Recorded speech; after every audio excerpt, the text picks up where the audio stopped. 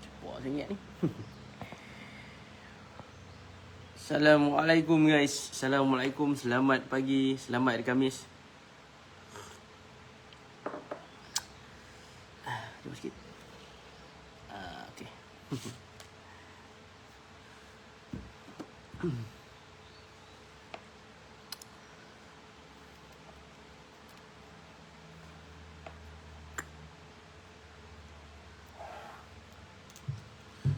Alright. Assalamualaikum, selamat pagi, selamat hari Khamis. First of all saya nak minta maaf lah. Sepatutnya kita ada buat session live ni pukul 8 pagi biasanya. Tapi I think beberapa hari ni saya tak dapat nak live. Busy sikit Belah pagi saya busy sikit. Jadi ada kesempatan pagi ni untuk kita nak sharing-sharing insyaAllah. Jadi kita buatlah session live pagi ni. Sambil tu tolong tekan tap screen sikit bagi like, bagi love sikit kat situ. Alright, sebelum kita nak mulakan sesi kita pagi ni insyaAllah. Tapi sebelum tu saya nak kenalkan diri dulu kepada anda yang mungkin pertama kali join sesi live pagi ni. Okay, saya nak share sikit lah saya punya background. Sebab mungkin ada yang tak kenal, yang sebab orang kata kalau tak kenal maka tak cinta. Okay, mungkin ada yang tak kenal lagi. So saya kena share sikit lah background saya. So anda boleh tengok dekat profil saya, itulah nama saya, tuan-tuan dan puan-puan. So saya habis SPM dulu. Saya terus further saya punya study dalam diploma investment, yang memang related dengan stock market, dengan saham, dengan investment ni lah. Saya terus habis SPM, saya terus sambung belajar dengan dalam diploma investment analysis. Tapi diploma investment analysis saya tak habis lah tuan-tuan, sebab dulu kita ada sistem fast track. Jadi saya boleh terus lompat ke degree. So jadi lepas tu saya terus sambung ke degree in finance lah. So lepas habis degree in finance, saya juga ada masters. Saya ada masters. Master saya adalah dalam Islamic Finance Practice, MIFI, yang mana master ni saya ambil dekat INSIF. INSIF ni adalah sebuah universiti di bawah Bank Negara Malaysia. Salah satu universiti yang terkemuka dalam Islamic Finance lah. Siapa yang tak tahu boleh pergi Google, pergi search lah. Nama dia INSIF. Sekejap minum sikit. Okay, di samping tu juga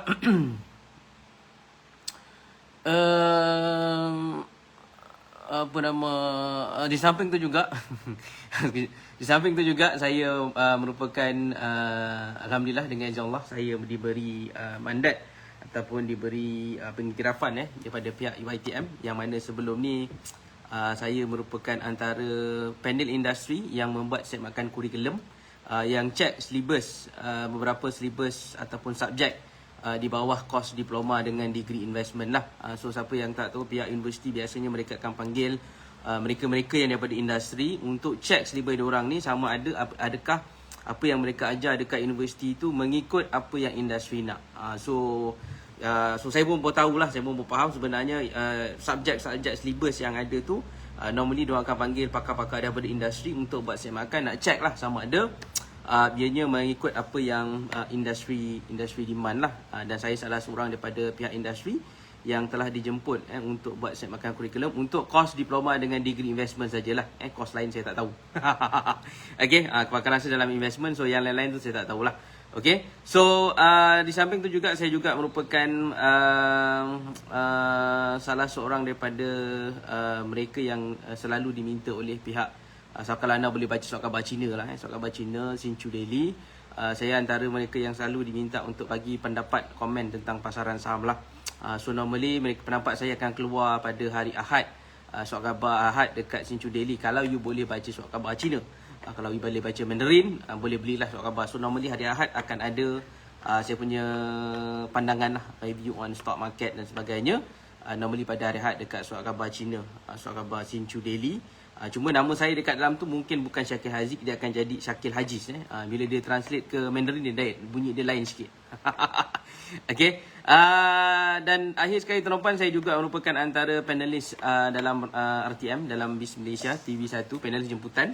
Hampir tetap lah, saya boleh katakan hampir tetap, yang mana kalau saya selalu dipanggil dekat TV1 lah, dekat dalam BIS Malaysia, untuk kita kongsikan isu-isu berkenaan dengan ekonomi, dan juga paling utama saya banyak share pasaran saham lah. That is my forte lah. Itu saya punya background sikit lah. So pagi ni kita nak bercakap tentang IPO sikit. Apakah itu IPO? Alright, apakah itu IPO? IPO ni adalah Initial Public Offering. So mana-mana syarikat yang dia baru nak masuk ke dalam Bursa Malaysia, dia akan lalu fasa ni dipanggil sebagai fasa IPO. So pencitraan saya pagi ni adalah lebih kepada general lah. Saya takkan go terlampau deep secara detail macam mana dia nak go listing apa semua kan. Tapi at least tuan-tuan dan puan boleh tahulah. Nak tanya Encik Sam, apa yang Encik melabur? Saya minat belajar. Tuan Batman, Tuan Batman boleh pergi dekat link profile saya, boleh pergi download ebook saham yang kita sediakan secara percuma. Boleh baca dahulu. Boleh baca dahululah. Sebab pelaburan saham ni bukan untuk semua orang, saya cakap jujur lah. Sebab pelaburan saham ni dia akan melibatkan kerugian. Jadi ada orang boleh rugi, ada orang tak boleh rugi. Jadi saya galakkan baca dulu, fahamkan, dan kalau rasa anda boleh buat, teruskan. Kalau rasa tak boleh buat, jangan teruskan. Okay, jangan teruskan. Okay, boleh pergi download dulu ebook saham yang kita bagi. Kita bagi free, saya masih bagi lagi secara percuma. Dan ebook tu tuan-tuan dan puan, ada yang dah pernah baca dan mengatakan bahawa ebook tersebut adalah umpama seperti masuk ke dalam kelas asas saham, basic saham. Dan kita bagi benda tu free je, bacalah. Baca. Right, baca di ebook lah. Okay, salam tuan, nak tanya kalau company tu dah listing di bursa, adakah duit yang kita beli still dapat kat company tu ya? Okay, untuk yang dah listing, dia macam ni. Untuk yang dah listing, duit tu akan dapat kepada orang yang jual saham tu. Tu ayat mudah adalah. Sebab bila dah masuk dekat dalam bursa Malaysia, akan berlaku transaksi beli dan jual. Contoh, awak ada saham, saya tak ada saham. Jadi saya nak beli, awak nak jual. Jadi saya bayar kat awak. So duit tu akan pergi dekat awak. Dan kalau awak pula nak beli, saya nak jual, awak jual dekat saya lah dapat duit tersebut. Itu namanya pertukaran saham lah. Itu kalau dia dah masuk dekat Bursa Malaysia, dipanggil sebagai pertukaran. Assalamualaikum tuan, apa khabar? Semoga sihat walafiat. Waalaikumsalam, selamat pagi. Semoga sihat-sihat sejahtera hendaknya. Okay? So bila dia dah masuk kat Bursa Malaysia, maksudnya saham-saham tu kita bertukar-tukar tangan lah. Dalam arti kata lain, dia macam, anda kena faham satu lah, saya bagi bahasa mudah dia. Bursa Malaysia ni dia macam nama dia dipanggil sebagai pasaran saham. Dia adalah pasar saham. Pasaran saham pula. Satu pasaran saham, satu juga dipanggil sebagai pasaran modal. Pasaran saham ni adalah pasar untuk kita bertukar-tukar saham. Awak nak beli, saya jual. Kalau awak nak jual, saya beli. Macam tu. So kita bertukar-tukar daripada segi pemilikan saham tu lah. Kita tukar-tukar, itu dipanggil sebagai pasaran saham. Okay. So jadi untuk permulaan, so mana-mana syarikat ni sebelum mereka nak masuk ke dalam Bursa Malaysia, so mereka akan lalu fasa Initial Public Offering, yang mana nama dia Public Offering. Initial Public Offering. So jadi kita translate dalam bahasa Melayu lah, nak bagi you faham. Initial Public Offering, initial tu permulaan, public tu awam, offering tu tawaran. Okay, dia adalah permulaan tawaran kepada awam. Dapat tak? Kau dapat, tolong tekan satu jap orang chat. Sambil tu tolong tap screen sikit guys. Tolong tap screen ni, like dengan love macam tak ada. Tolong tekan like, tolong tekan love sikit. Sekejap minum sikit.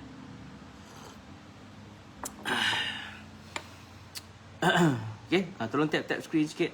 Jadi maknanya duit IPO je lah kan company akan dapat. Ya benar, duit IPO lah yang company akan dapat. Dan juga kalau company tu contoh macam dia punya director ke bos ada pegangan saham, kemudian kalau dia jual, dia dapat duit tu.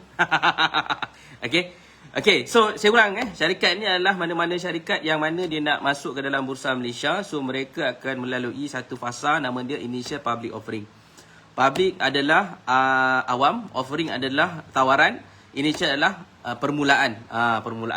Permulaan. So mana-mana syarikat akan buat permulaan tawaran kepada awam. So nama dia awam. Jadi kalau kita ni adalah muka-muka awam, Jadi kita boleh beli saham tersebut. Kalau bukan muka awam tak boleh belilah.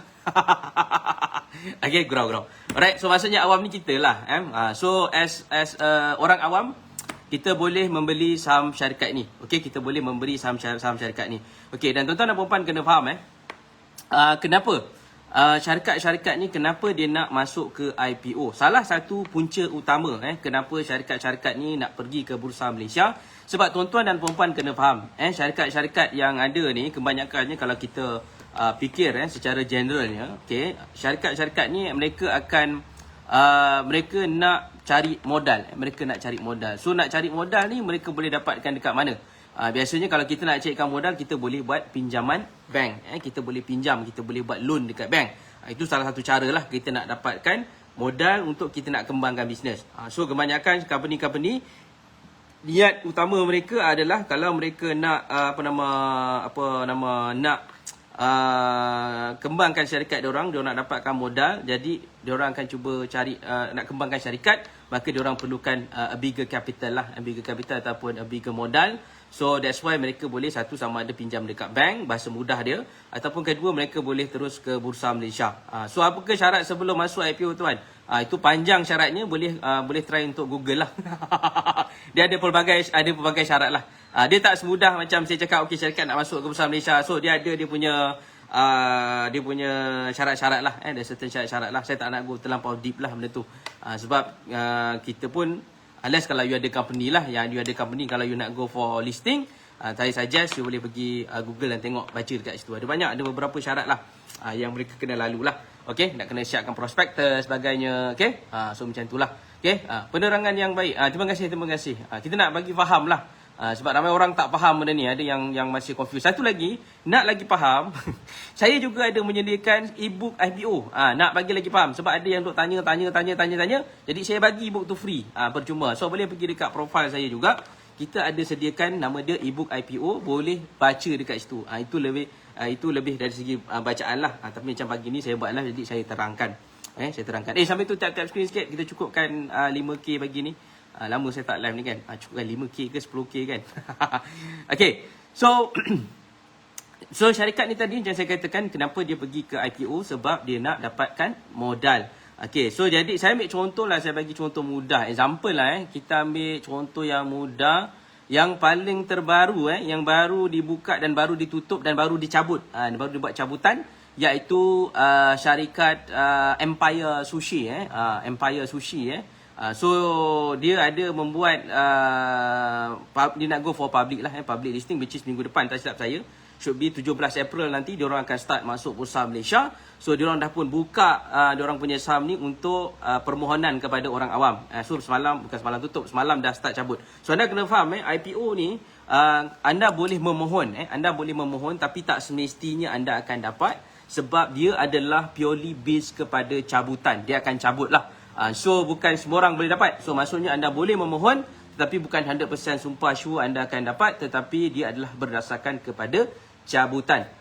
Dia akan cabut. So macam contoh Empire Premium Food, iaitu yang yang menjadi kepala untuk syarikat Empire Sushi. Yang mungkin anda pernah makan sushi Empire ni, maka mereka akan cabut semalam. Mereka dah cabut semalam. So ada yang dah dapat keputusan, ada yang masih pending lagi, sebab dia bergantung kepada broker lah. Ada yang dia cepat, ada yang dia lambat. So depends, duit akan. Okay, contohlah saya bagi contoh mudah. Saya ambil contoh example macam Empire Premium Food ataupun Empire Sushi ni lah. Tapi nama syarikat dia Empire Premium Food, tetapi syarikat yang di bawah dia adalah Empire Sushi ni tadi. Jadi bila kita memohon, contohlah kita nak memohon saham syarikat ni, kita apply RM10,000, 10,000 lah. Contoh kita nak beli saham syarikat sebanyak RM10,000. So bila kita memohon, kita tak semestinya akan dapat 10,000 tersebut lah. Mungkin ada kemungkinan tak dapat langsung, dia akan refund balik duit tu lah. So dia tak akan ambil duit tu, dia akan refund balik duit tu. Ataupun kedua, mungkin anda akan dapat sedikit portion lah, based on portion. Sebab dia adalah berdasarkan cabutan, mungkin dapat 1,000, 2,000 ataupun mungkin 5,000. Depends kepada keadaan lah. Sambil tu tolong tap screen dan tolong share juga. Kalau boleh share, kejap minum sikit. Sebab ramai yang tanya pasal IPO ni, jadi saya nak explain bagi ni. Saya nak kena terangkan supaya jelas, terang dan nyata. Okay. So dia akan base kepada cabutan. So ada berapakah minimum amount yang kita boleh apply? Dia tak ada minimum amount dan dia tak ada maximum amount. You nak hentam, You nak beli sebanyak mana pun saham tersebut, so katilah memohon bukan beli. Memohon, anda boleh mohon sebanyak mana yang anda rasa anda nak mohon lah. Tapi dia tetap berdasarkan kepada cabutan sama ada anda dapat ataupun tidak. Dan saya nak faham juga bila kita beli IPO ni, kita membeli saham ni, sebenarnya kita membeli sebahagian daripada pemilikan saham syarikat. Dalam erti kata lain, bahasa mudah dia, kita dah jadi umpama sebahagian daripada pemilik syarikat. Sebahagian bukan awak seorang. Salah seorang daripada pemilik syarikat lah. So sebab kalau kita beli ramai-ramailah pemilik saham syarikat tu. Bukan you seorang lah. Jadi kita akan jadi sebahagian daripada pemilik saham syarikat. Be part of the pemilik saham syarikat. So contoh, kalau anda beli saham, kalau anda memohon saham Empire Premium Food tadi, yang mana syarikat di bawahnya adalah syarikat Empire Sushi. So tanpa semena-mena anda menjadi sebahagian daripada pemilik Empire Sushi. Best tak? Kalau best tekan 1 je kat ruangan chat. Kalau best tekan 1 kat ruangan chat. Itu yang best tu lah. So kita akan jadi sebahagian daripada pemilik saham syarikat. Dia akan jadi macam sebahagian pemilik daripada that company lah. Melain sebahagian daripada pemilik company tu.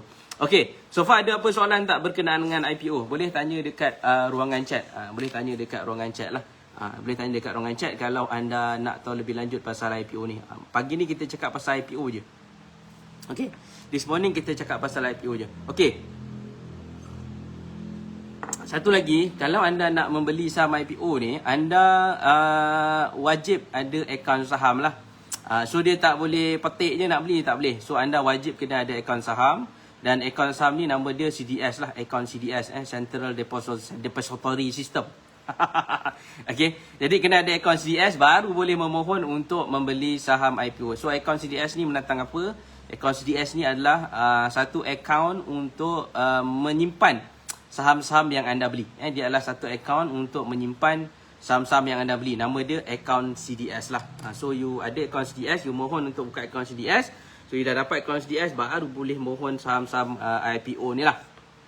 Okay. Dan untuk mohon untuk buka akaun CDS ni, syarat dia satu, you kena berusia 18 tahun ke atas. Bawah 18 tahun memang tak boleh buka. So you kena ada akaun CDS usia 18 tahun ke atas.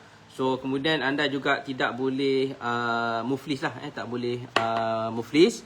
Dan yang ketiga, anda wajib ada akaun di mana-mana bank dekat Malaysia lah. Tak kisahlah mana-mana bank, asalkan bank dekat Malaysia. So tidak ada sebarang masalah. So anda dah boleh mohon dan anda dah boleh buka akaun saham tersebut. So senang je.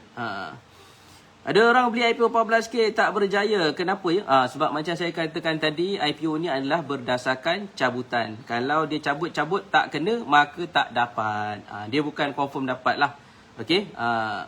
Beli 200 lot dapat 50 je. Ya betul. Dia sebab dia macam saya katakan tadi, dia adalah berdasarkan cabutan. Dia cabut lah. So depends kepada rezeki you lah. So kalau rezeki baik dapat lebih sikit. Kalau rezeki kurang baik sikit tak dapat, tapi mungkin kurang sikit lah. Dia macam tu. IPO memang macam tu. Sebab dia kena berlaku adil. Sebab ramai yang apply kan.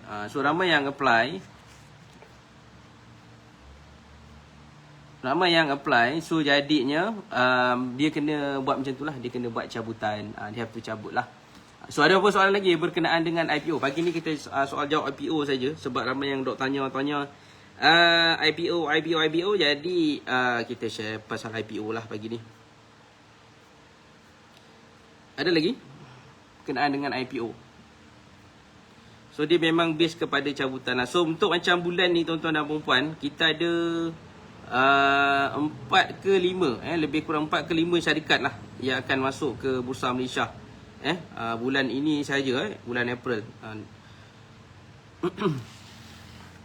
Empire Food dah listing ke Tuan Zack? Belum. Empire Food belum listing lagi. Diorang akan listing tak silap saya 17 April. Tapi dah tutup lah. Kalau nak mohon memang dah tutup lah. Dah cabut pun semalam. So ada yang dapat, ada yang tak dapat lah. Okay. Cabut undi cara macam mana guna sistem? Ya, normally tak silap saya mereka gunakan sistem. Diorang ada sistem diorang. So randomly diorang akan pick lah. Dia tak pilih kasih, tak salah saya. Okay. Diorang akan randomly pick lah. Dia akan ada sistem. Dan sistem tu akan randomly pick lah Mana yang diorang rasa berdasarkan jemputan tu dia akan randomly pick. Dia akan secara rawak lah. Sekejap minum sikit. Sambil tu tap screen sikit. Tolong bagi tap screen sikit. Cukupkan 5K pagi ni insyaAllah. Jom dapat banyak betul ke? So anda kena faham, dia ada dua. Biasanya kalau saham ni masuk dekat IPO, dia ada bukan dua. Dia ada separation lah antara retailer tu kita lah. Retailer ni orang-orang awam, muka awam macam kita ni. Kita kategori satu kategori. Diorang juga ada institution punya insti punya dipanggil insti punya allocation. Dia ada insti allocation dan dia ada retail punya allocation. Retail allocation tu kita yang muka-muka awam macam saya. So dia panggil sebagai retail lah. So insti allocation different. Dia different. So diorang ada diorang punya allocation sendirilah. Ada portion diorang masing-masing. So insti pun sama juga. Insti pun akan base kepada insti tak base kepada cabutan. Insti base kepada diorang punya advisor lah nak bagi berapa banyak. Base kepada kalau PNB minta berapa, so dia akan tengok lah, okay, berapa kita nak bagi dekat PNB. Okay, berapa kita nak bagi dekat apa nama, contohlah Kuap ke kan. Okay. Okay, rezeki awak kena tajuk juga nak dapat. Ya betul, dia memang base kepada rezeki lah.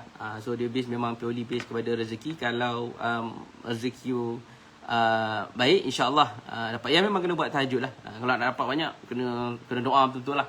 Kalau boleh waktu cabutan tu, hari nak cabut tu, dia ada tarikh-tarikh dia tau. So IPO ni diorang ada tarikh-tarikh diorang. So dia ada tarikh dia buka kepada public, dia ada tarikh dia tutup kepada public, dia ada tarikh yang mana dia buat cabutan. So waktu hari cabutan tu, pastikan anda betul-betul berdoa lah kepada Tuhan supaya dapatlah saham tersebut.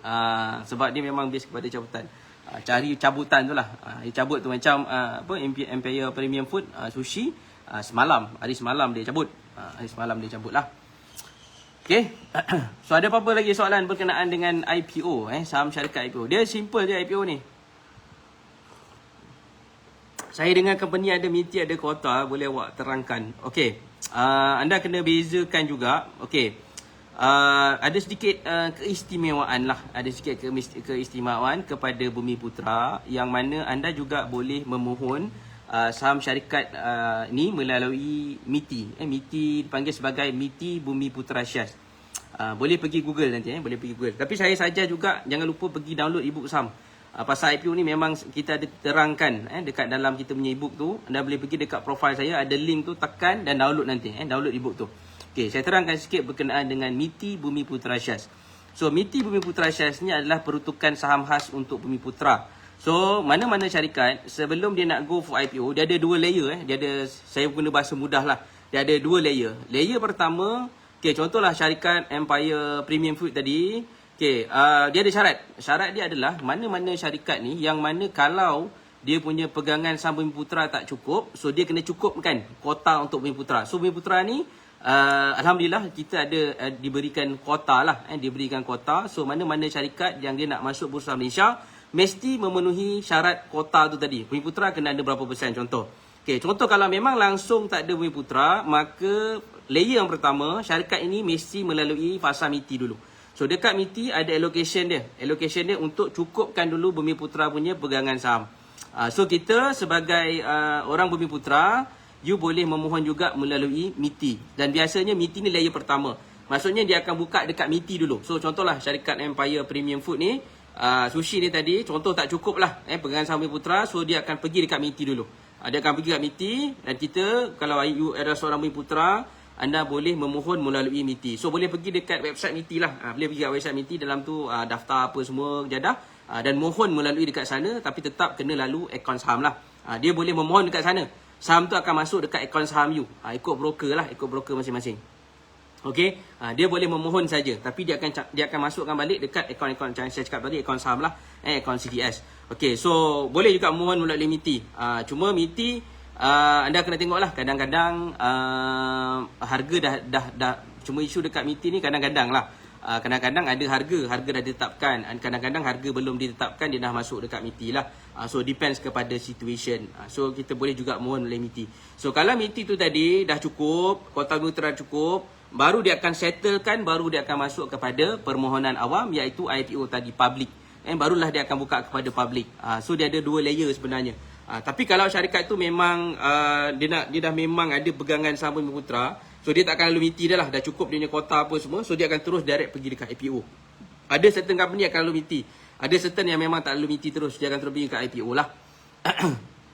Kalau apply dekat MITI boleh ke masuk dalam Mumu? Alamak, yang itu saya tak pastilah. Itu saya tak pasti.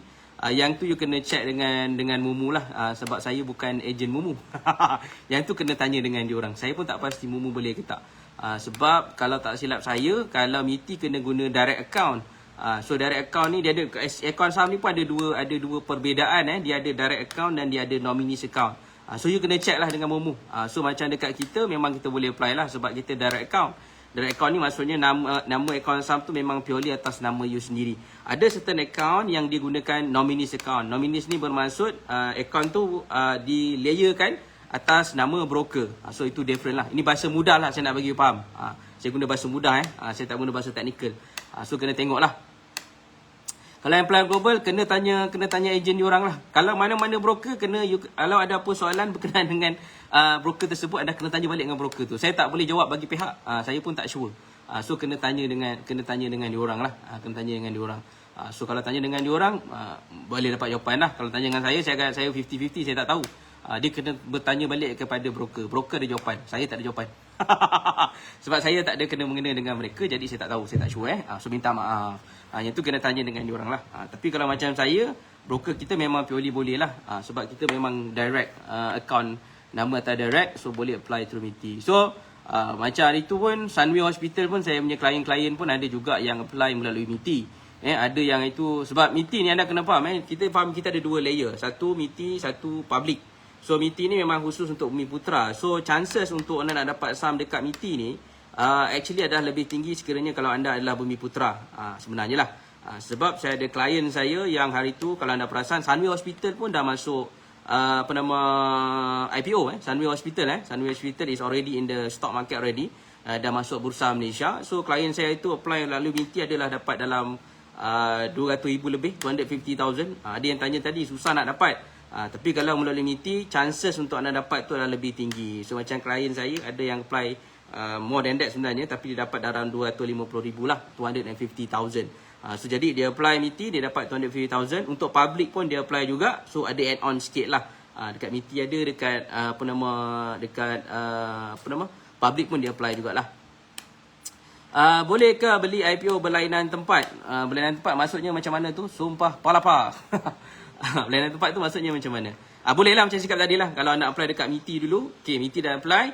Bila nak cuba try untuk public pun boleh, tak ada masalah. Macam klien saya macam saya katakan tadi, dia apply MITI untuk Sunway Hospital 250,000, dia dapat 250,000 lah, 250,000 nilai dia punya saham RM250,000. And then kemudian dekat public pun dia apply juga. Public pun dia apply juga. Public dia dapat sikit lah. Dia dapat sikit lah. Tak batal. Boleh apply. Tak ada masalah. You boleh apply dekat MITI dan juga dekat public. Tak ada masalah. Boleh apply dekat MITI dan juga boleh apply dekat public 2 kali. Sebab dia akan dekat MITI dulu. Dia MITI dulu first, baru second baru dekat public. Boleh, tak ada masalah. Boleh ke dah dapat kat MITI lepas tu tak batal ke? Tu saya explain lah. Broker ni remiser ke? Broker ni adalah macam investment bank. Bahasa mudah dia, broker ni adalah investment bank lah. Investment bank yang ada. Contoh macam carilah macam-macam investment bank yang ada. Okay, anda boleh tengok macam-macam investment bank yang ada. Bro, boleh bagi tahu indikator apa kita pakai? Indikator apa? Pakai indikator apa-apa pun boleh. Nak pakai indikator apa pun boleh, tak ada masalah. Yang penting anda tahulah nak pakai kenapa anda pakai indikator tersebut. Nak apply IPO banyak dah jadi fobia sebab radium sebelum ni jatuh 30% masa opening. So that's why, okay, mana-mana syarikat nak go for IPO ni, mereka ada sediakan satu dokumen, nama dia prospectus. So untuk nak tengok sama ada syarikat tu boleh pergi ataupun tidak on the first day listing, saya suggest anda kaji dan baca prospectus tu dan fahamkan. Okay, sebab jawapan dia ada dekat situ. So kalau so anda tak boleh main tembak je. So macam yang kawan kita cakap syarikat tu, memang saya pun tak berkenan lah dia punya prospectus. Saya tengok-tengok pun saya tak berkenan sebenarnya. So dia you kena baca. Jadi second ni ada sejak kelayakan apa tentang saham. Pertama, saya berlesen. Kedua, saya punya background memang saya pernah ambil diploma investment analysis. Kemudian saya ada degree in finance. Saya ada master in Islamic finance practice. Tadi saya dah explain kat awal tadi. Saya dah explain lah saya punya background sikit. Kemudian saya juga ada diploma in technical analysis, iaitu professional certificate lah. Kemudian saya juga banyak kali dipanggil oleh pihak TV1 RTM untuk kita kongsi pasal pandangan tentang pasaran saham. Saya juga menjadi antara orang yang dipanggil oleh pihak surat khabar Cina Xinchu Daily untuk komen lah pasal pasaran saham. Itu background saya. Okay, sebut sikit lah. Kita kasih up sikit diri sendiri. Gurau Gurau. FCPO sama ke? FCPO tak sama. FCPO adalah different line, tapi dia related lah dengan investment, trading. Dia related lah. Dalam prospektus tu fokus pada PE ratio. Dalam prospektus tu ada banyak benda kena fokus, bukan PE ratio saja. There's a lot of thing yang anda kena tengok dekat prospektus tu lah. Kena baca, kena fahamkan dan kena study benda tu. InsyaAllah ada jawapan dalam tu sebenarnya. Dia ada jawapan. Jawapan ada dalam tu. Tapi dia bukan jawapan yang confirm sumpah dia akan naik ataupun dia akan turun. Tetapi dia kena faham lah. Macam saya katakan tadi, saham ni ada kemungkinan, probability. Probability dia pertama sekali anda beli memang confirm rugi dulu. Saya cakap jujur lah. Sebab tu saya tak menjemput anda, marilah sama-sama buat saham. Saya takkan cakap macam tu. Sebab ada orang yang mana hatinya selembut senipis bawang. So dia tak boleh. Jangan buat. Saya tak ajak anda. Jom. Tak ada. Jangan. Saya akan cakap jangan buat. Kalau anda yang jenis memang tak boleh rugi, saya cakap tak payah buat. Kau pergi cari instrumen lain. Pergi cari instrumen lain. Saya tak ada nak menjemput anda, marilah kita bersama-sama membuat saham. Tak ada. Saya tak ada menjemput anda. Saya beritahu terang, saya tak jemput. Anda baca dulu, fahamkan. Kalau rasa anda boleh buat. Okay? Kalau tak boleh buat, tak payah buat. Saya jujur je, saya cakap jujur. Sebab saya pernah jumpa orang yang memang dia tak boleh rugi. So saya kena cakap jujur lah. So saya ni bukan style yang akan marilah kita bersama-sama membuat saham. Tak ada. Okay, tak ada. Nak buat, tak nak sudah. Saya cakap macam tu je. Nak buat, tak nak sudah. Saya tak terpulang lah. Sebab hidup ni adalah pilihan masing-masing. Jadi kita tak boleh nak paksa menekan orang. Jadi kalau rasa nak buat. Kalau rasa tak nak, tak payah buat. Tak payah buat. Dan anda kena faham. Satu lagi, you nak buat apa-apa investment ataupun pelaburan ni, make sure anda faham apa benda yang anda buat. Ramai orang dia rugi sebab dia tak faham apa benda dia buat. Dia just ikut je apa orang cakap. Siapa setuju dengan saya? Tekan satu je kat ruangan chat. Tolong spam satu kat ruangan chat, betul tak? Mungkin ada kawan-kawan yang macam tu lah. Dia jenis main ikut je. Kawan cakap, oh kita kena melabur dekat syarikat ni. Kau pun ikut je apa orang tu cakap. Kau tak faham benda kau buat, tapi kau ikut je. So jangan. Sebab tu saya cakap jangan masuk saham ni. Biasa kalau you jumpa mana orang ajak, jomlah kita buat saham. Tak, saya cakap jangan. Jangan. Selagi awak tak faham benda buat, jangan buat. Itu konsep dia. You nak buat apa-apa pun, buat benda yang you faham. Kalau you tak faham, jangan buat. Kalau you tanya benda lain yang saya tak faham, saya cakap saya tak tahu, saya tak buat. Kalau benda tu saya tak faham, saya takkan buat. Saya tak nak pun buat. Saya takut rugi, saya tak ada duit lebih, tak boleh main saham kan. Yes, kalau takut rugi jangan.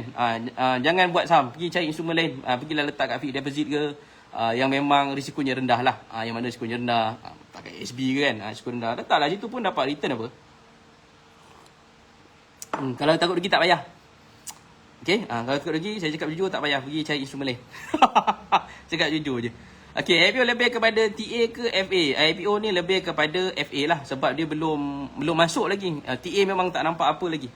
So TA memang tak nampak apa lagi. Memang you kena purely nak kena membaca prospektus tu lah. So kalau anda baca prospektus tu dan anda tengok, okay, menarik, dah faham. Sebab tu saya cakap tadi, you nak buat apa-apa pun, paling utama you kena faham benda you buat. Kalau you buat apa, macam ni lah. Kalau anda buat sesuatu benda yang anda tak faham, you ikut je apa orang cakap, mustahil you akan dapat result. Siapa setuju dengan saya? Tekan 2 je kat ruangan chat, betul tak? You main ikut je, you pun tak faham benda you buat, you main ikut je orang cakap. Kalau orang rasa terjun gaung, kau pun terjun gaung sama-sama. You takkan faham. Unless kalau you faham benda you buat, dia macam ni lah. Saya suka guna perumpamaan ni lah. Saya suka guna this analogy lah bagi you faham. Contoh lah, kita bagi analogi mudah sebab saya rasa semua orang bawa kereta.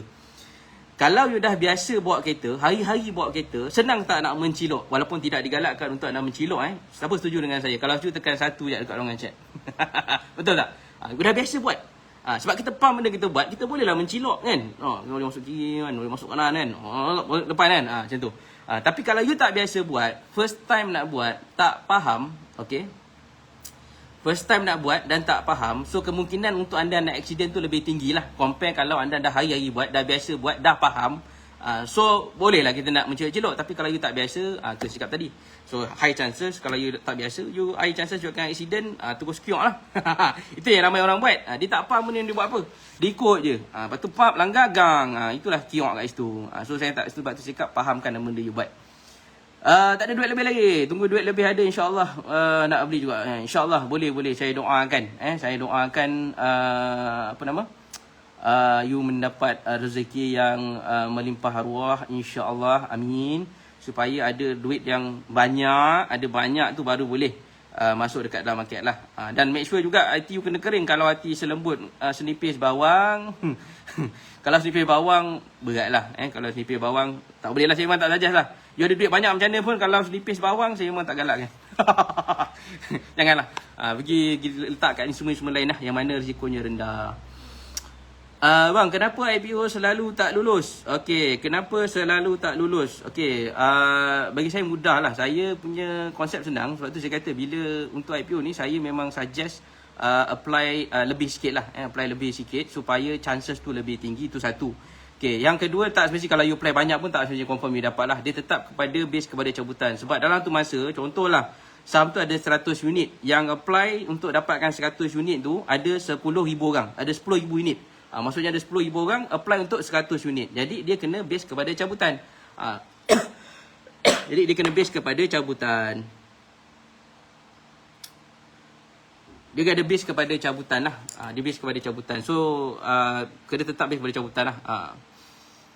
Betul, duit lebih tak tahu nak buat apa, kalau rugi tak meraung. Betul. Kalau you ada duit lebih, kalau rugi you tak adalah meraung sangat. Tapi kebanyakan tu saya cakap, kalau nak masuk market ni, pastikan anda mempunyai financial literasi yang baik ataupun bagus lah.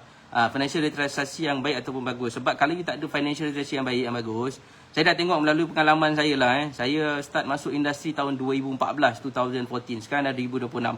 So depan mata saya dah banyak dah orang lalu lalang. So ramai yang tak boleh bertahan sebab dia tak ada financial literasi. Itulah duit dia nak makan, itulah duit dia nak survive, itulah duit dia nak hidup. Tapi digunakan duit itu dan masukkan dekat dalam tempat-tempat yang berisiko tinggi. Sebab tu saya tak galakkan, saya cakap jangan. So jangan. Kalau you tak ada backup duit, so tak perlu. Pergi buat duit dulu. Dapat tak idea dia? Kau dapat tekan satu je kat ruangan chat. Pergi buat duit dulu. Kerja dulu kan.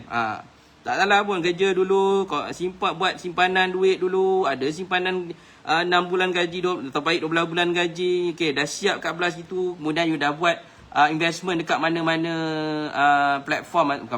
instrumen yang berisiko rendah, ada dapat dividen apa semua. Kemudian kalau rasa nak mulakan dengan stock market, mulakanlah. Jangan itu lompat saja. Saya memang tak galakkan, saya tak suggest tuan-tuan, saya memang tak galakkan. Kalau you duit tak ada, tak payahlah. Duit tak ada maksudnya tak ada backup, tak ada pengurusan kewangan. Yes. Betul. Pengurusan kewangan bukan kepakaran saya, itu kena orang lain lah yang ajar. Itu kena tanya siapa yang pakar buat pengurusan kewangan. Saya kena menyerah diri, bukan kepakaran saya tu. Jadi kena tanya orang yang betul lah. Saya bab saham tu saya boleh lah, tapi kalau bab pengurusan kewangan yang basic boleh lah. Tapi kalau nak yang advance tu, tu kena tanya orang yang betul lah. Okay, kena dapatkan yang betul.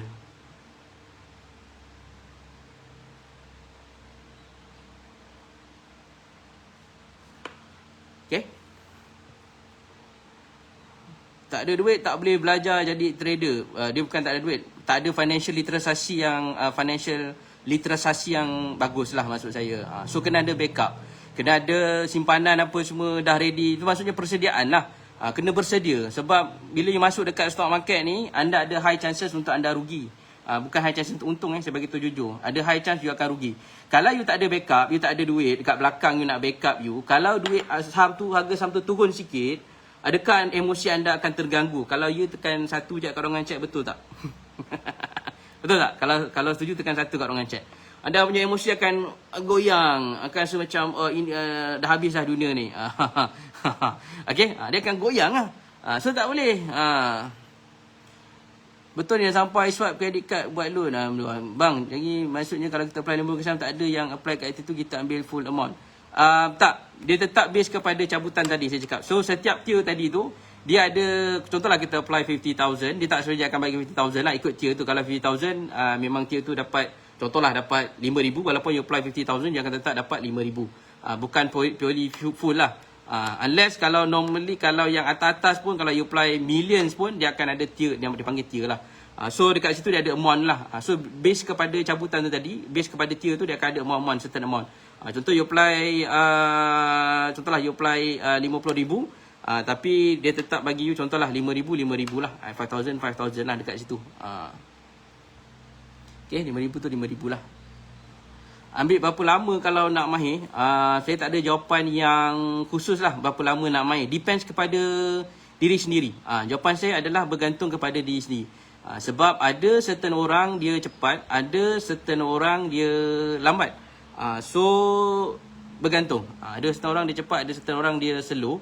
So bergantung pada diri sendirilah. Saya tak ada jawapan yang spesifik saya boleh cakap berapa lama nak mahir ni. Depends pada diri sendiri. Sebab setiap orang berbeza. Siapa setuju dengan saya?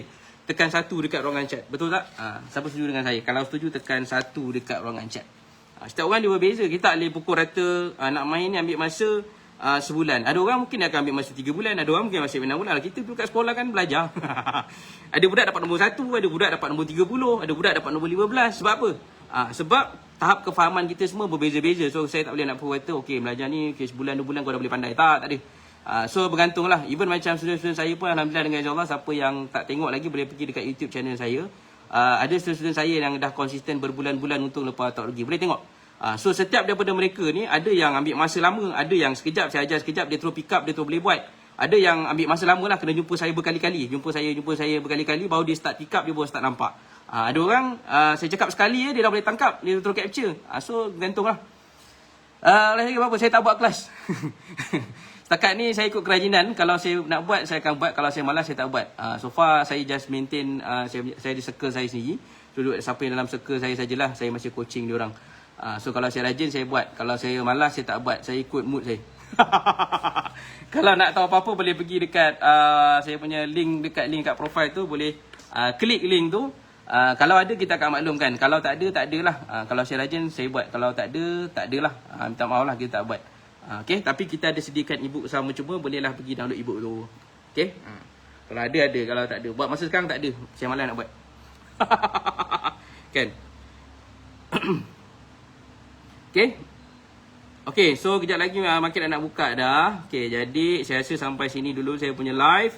So insyaAllah kita jumpa lebih kurang lah pukul 8 lebih sikit untuk sesi live ni. Kalau saya sempat lah. Beberapa hari lepas saya tak sempat pagi busy sikit. So jadi pagi ni sempat kita live sekejap lah. Okay. Alright, so saya rasa tu saja apa yang nak share pagi ni. So hopefully memberi sedikit info atau input kepada tuan-tuan dan puan-puan. Dan insyaAllah kita jumpa dalam next live. Okay, so itu saja. Assalamualaikum. Selamat pagi, selamat berdagang. Kurangkan kecaman, banyakkan senyuman. Assalamualaikum. Bye.